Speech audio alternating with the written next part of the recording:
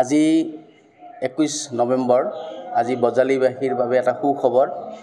আজি বজালী জিলা কৃষি বিষয়াৰ কাৰ্যালয়টো আমাৰ মাননীয়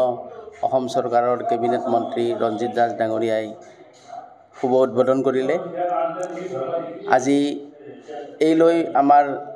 যিখন সভা হৈ গ'ল তাত বহুত ৰাইজ গোট খাইছিল আৰু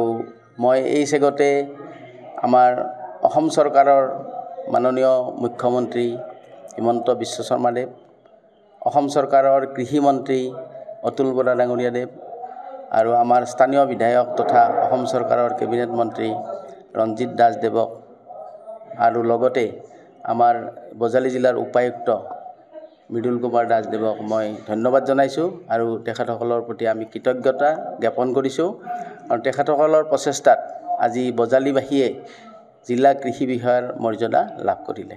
যিকোনো খবৰৰ বাবে যোগাযোগ কৰক 7099017330 লগতে 7099017110 নম্বৰত